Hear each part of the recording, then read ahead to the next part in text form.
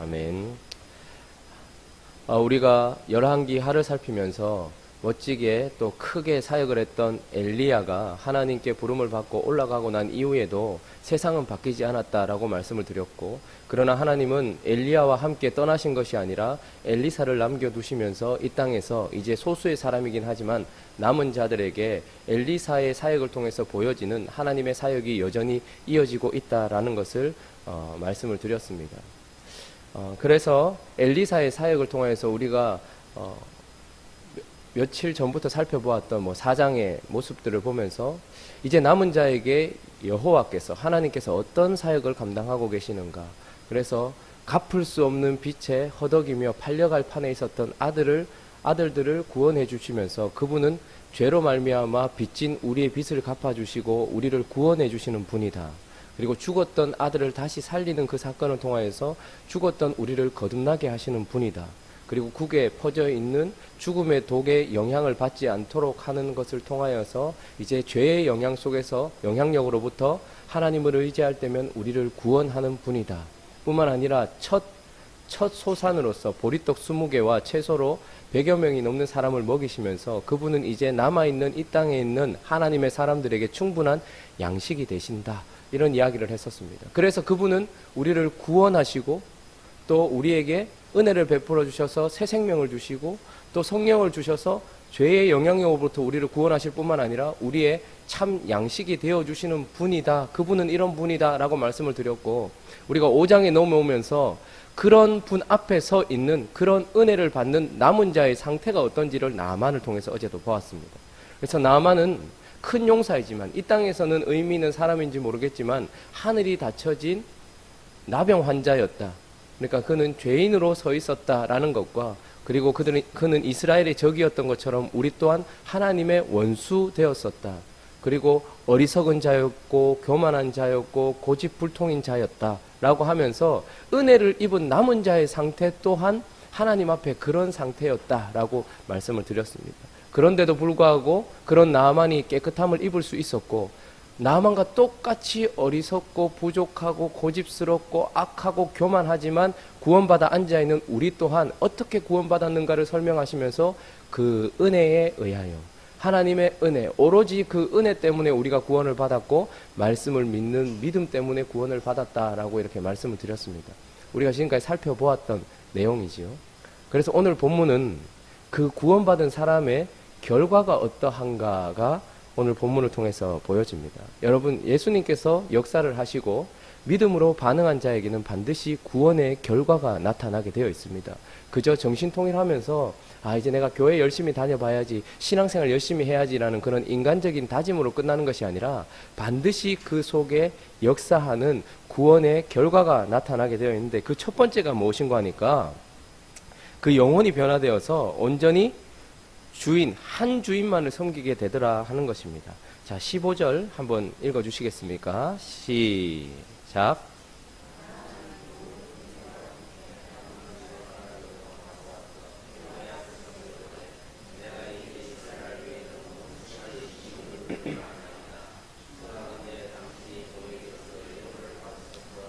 아멘.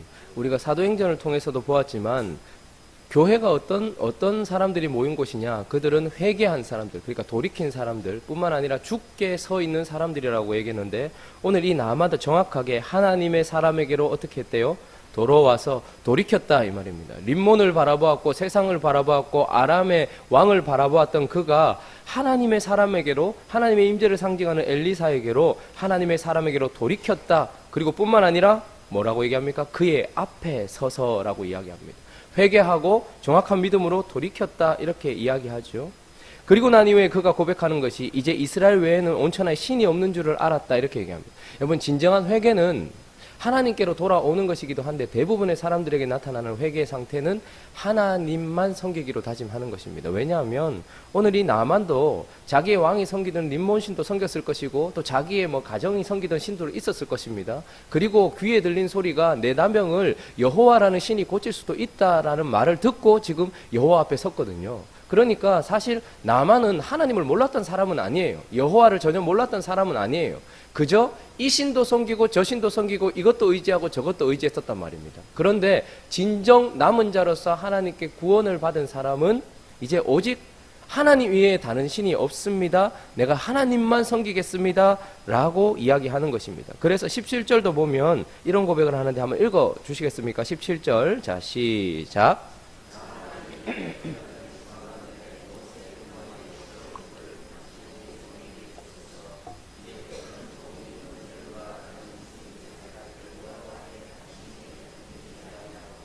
다만 여호와께 드리겠나이다. 그가 흙을 요구합니다. 아마 토단을 쌓으려고 했던 것 같아요. 제단을 쌓아야 되고 자기가 얼핏 듣기에는 하나님께 제사를 드릴 땐 단 위에서 제물을 태워야 된다는 얘기를 들었던 것 같아요. 그리고 대부분의 이방 우상들도 이런 식으로 예배를 드리죠. 그런데 그가 이제 고백하는 것은 정확한 정보를 가지고 있고 하나님에 대한 정확한 지식은 없지만 그러나 그의 마음 상태가 어떻다고 얘기합니까? 여호와 외에 다른 신에게는 드리지 아니하겠습니다. 라고 이야기하는 것입니다. 그래서 구원받은 사람에게 나타나는 절대적인 특징 중에 하나는 오직 하나님께만 엎드린다라는 것입니다. 주인이 한 분밖에 없다라는 것이 구원받은 사람의 결과입니다. 또 하나는 그래서 영혼이 바뀌었다는 거예요. 그 이전에 우리의 영혼의 상태는 음란했습니다. 창기로 비유됩니다. 창기는 남편도 그리고 다른 남자들도 섬기죠. 그런데 거듭났어요. 우리의 영혼이 거듭났습니다. 구원은 우리의 영혼을 바꾸는 겁니다. 거듭나고 나니까 어떻게 해요? 거룩한 신부가 되어지는 것이죠. 그렇게 되었다라면 두 번째 나타나는 특징은 진실한 마음입니다. 여러분, 영이 거듭나고 나면 그 영에 합당한 하나님이 또 무엇을 약속하셨습니까? 새 마음을 약속하셨어요. 내가 너에게 새 마음을 주고 새 영을 주신다고 약속하셨을 뿐만 아니라 그래서 그 영이 합당한 그 영을 주신 하나님만 주인으로 섬기는 뿐만 아니라 그 새 영에 합당한 새 마음도 주신다라고 이렇게 이야기를 하고 있어요. 한번 18절 한번 읽어볼까요? 자, 시작.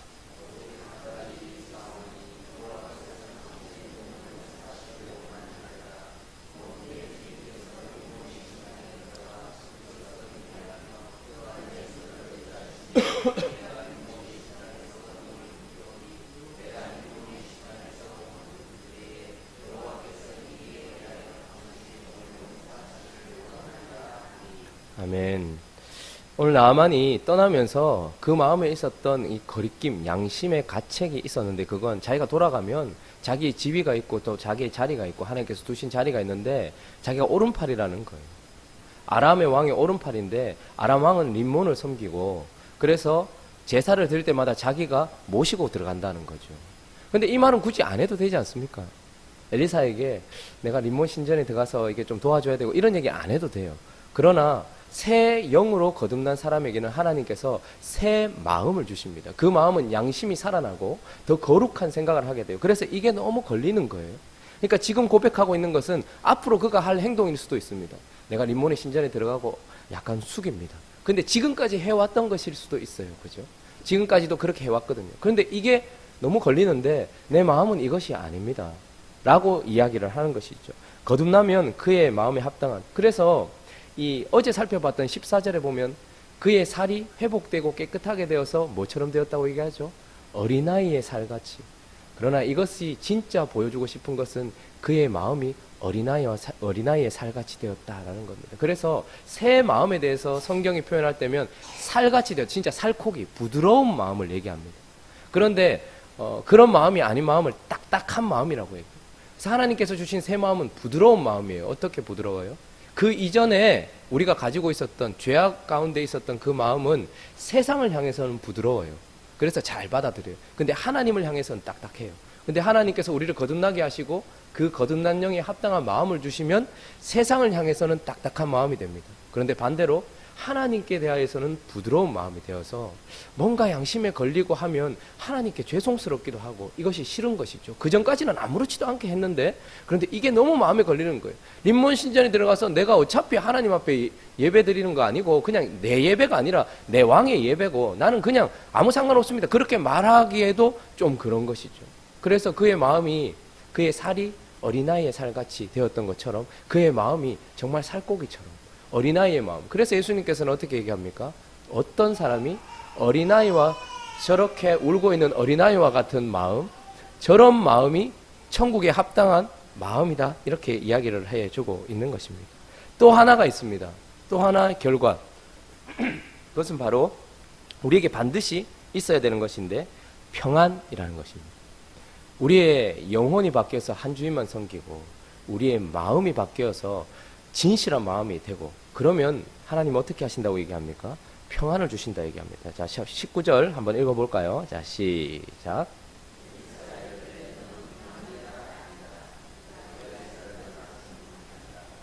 너는 평안히 가라. 원어적인 의미는 너는 평안으로 가라 이렇게 얘기합니다. 여러분 아무에게나 이런 말씀을 선포할 수가 없습니다. 왜냐하면 평안은 어디서부터 옵니까? 오늘 우리가 찬양했던 것처럼 하늘로부터 옵니다.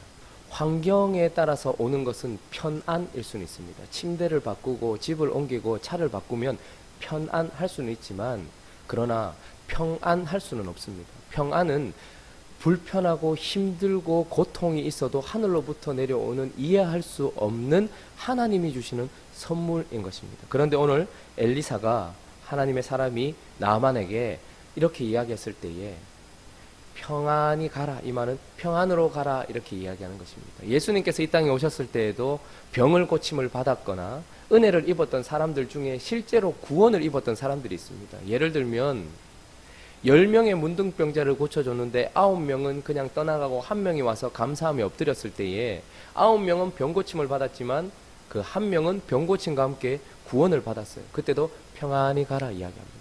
여인이 간음 현장에서 잡혔을 때에도 예수님께서 그를 구원해 주시고 어떻게 얘기합니까? 평안으로 가라 이렇게 얘기합니다. 이 말은 무슨 말입니까? 이제 예수와 함께 걸으며 예수께로 나가라는 거예요. 그러면 우리가 예수 안에 있으면 언제나 그 평안이 우리에게 실제로 역사한다라는 것을 뜻하는 것입니다.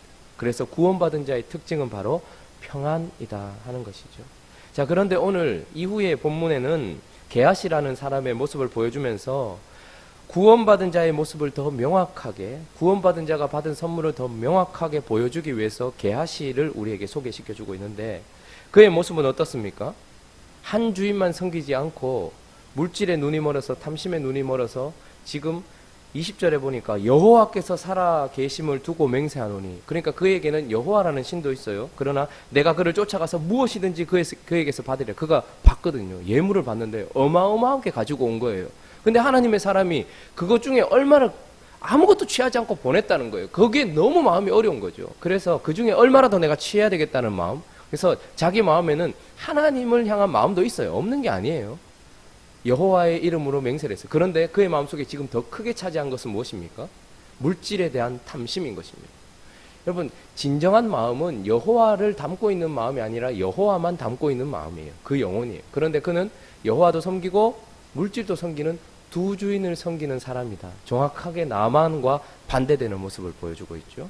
또 하나, 나만은 진실된 마음이었지만 게하시는 거짓된 마음이었다라는 것을 보게 됩니다. 22절에 보니까 사람 앞에 거짓말을 시키죠. 우리 주인께서 나를 보내셨다. 선지자 제자 둘이 왔는데 형편이 어렵다. 그래서 은 한 달란트랑 옷 2벌 좀 돌라 하더라 라고 아무렇지도 않게 거짓말을 시킵니다. 뿐만 아니라 25절은 하나님 앞에서도 거짓말을 시키죠. 들어가 그의 주인 앞에 서니 엘리사가 이르되 게하시 어디 갔다 왔냐? 아무데도 안 갔다 왔는데요? 라고 아무렇지도 않게 사람들 앞에서, 하나님 앞에서 거짓말을 하고 있는 모습을 보여주고 있습니다. 그러니까 정확하게 나아만과 반대되는 모습을 보여주고 있죠. 마지막은 어떻습니까? 27절에 보니까 그러므로 나아만의 나병이 내게 들어 내 자손에게 미쳐 영원토록 이르리라. 여러분, 하나님이 한번 주신 평안도 그래서 평안으로 가라 이 말입니다. 이 말은 우리가 믿음 안에, 예수 안에 있으면 언제나 영원토록 그 평안이 우리에게 실제가 되어집니다. 그런데 오늘 게하시도 나병이 들어서 무엇이 왔습니까? 평안이 아니라 고통이 찾아오게 된 것이죠. 그리고 그 고통이 영원토록 이를 것이다 라고 이야기하면서 하나님 앞에 남은 자로서 구원받은 나아만과 정확하게 반대되는 모습으로 그렇게 나가게 되는 것입니다. 말씀을 정리하면서 하나님께서 우리를 구원하셔서 우리에게 그냥 말씀만 가지고서 구원이다 라고 말씀만 하시는 것이 아니라 실제적으로 우리 안에 역사하는 것이 있습니다. 그것은 우리 눈에 보이지 않는, 어떤 느껴지지 않는 영혼의 거듭남입니다. 그런데 그 영혼의 거듭남은 한 주인만 섬기는 삶으로 드러나고요. 내 마음의 변화는 진실한 삶으로 드러나게 되어 있습니다. 그리고 결과는 어떠한 상황 속에서도 예수 안에 있으면, 여러분 근데 우리가 믿음으로 서 있지 않으면 이 평안은 깨어지게 되어 있습니다. 그래서 언제나 주님은 우리에게 주를 바라봐라, 주 안에 있어라, 이렇게 이야기를 하는 것이죠. 그렇지만 믿음으로 서면 언제나 우리 안에는 또 뭐가 역사한다고요? 평안으로 역사하는 구원의 결과를 우리에게 주셨다라고 이야기하십니다. 오늘도 이 구원의 은혜에 감사했으면 좋겠고, 한 가지, 왜 엘리사는, 이 하나님의 사람은 나만의 예물을 받지 않았을까요? 그 어마어마한 예물을 왜 받지 않았을까요? 예물 때문에 고쳐준 것 아니고 고침을 받았고 난 이후에 감사의 표현임에도 불구하고 왜 예물을 전혀 받지 않았을까요? 아마 첫 번째는 구원은 오로지 은혜다라는 것을 보여주고 싶었을 것입니다. 그리고 또 하나, 예물을 받지 않았던 이유는 아마 이게 값으로 느껴질 수 있잖아요. 나만이 구원받고 난 이후에 이만큼 드리고 왔다라고 얘기하면 또 다른 누군가에게, 야, 그때 하나님 앞에 섰을 때 어느 정도 했냐, 이렇게 얘기하면 그 정도가 마치 그 구원의 값처럼 느껴질 수 있어요. 왜 주님이 우리에게 구원을 값없이 주셨을까? 그게 싸구려였기 때문이 아니라 측량할 수 없기 때문에, 우리가 갚을 수 없는 값이기 때문에 거저 주신 것이겠죠. 그리고 또 하나, 아마 왜 예물을 받지 않았을까? 그분은 우리에게 예물을 받고 싶은 분이 아니라 우리 자신을 받고 싶고 우리의 마음을 받고 싶어 하시는 분이기 때문에 그렇지 않겠습니까? 그런데 오늘 나만은 예물을 드리려고 하는 그의 손을 거절한 엘리사, 하나님의 사람에게 내가 오직 여호와만 섬기겠습니다, 오직 여호와만 섬기겠습니다 라고 고백하며 그의 삶과 마음을 드린 것을 보면서, 우리 또한 오늘 이 아침에 하나님이 천천의 순양, 만만의 강물 같은 기름을 원하시고 내가 가진 물질에 얼마를 원하신다면 우리 다 퍼드렸을 것입니다. 그러나 주님은 그것을 원하시지 않고 오직 우리 자신과 우리의 마음을 받기 원하신다는 것을 기억하며 그분 앞에 오늘도 감사하며 나아가는 오늘 이 아침이 되기를 예수 그리스도의 이름으로 축원합니다. 우리 같이 한번 기도하며 나아가도록 하겠습니다. 오늘도 하나님, 평화로다, 평안이, 샬롬이 하늘로부터 우리 가운데 임하여서 구원받은 자에게 반드시 일어나는 그 결과를 우리에게 부어주시옵시고 우리의 마음과 삶을 드리는 삶이 되어질 수 있도록 인도하여 달라고, 우리 그렇게 주님 앞에 기도하며 또 각자의 기도 제목들을 가지고 기도하도록 하겠습니다. 기도합니다.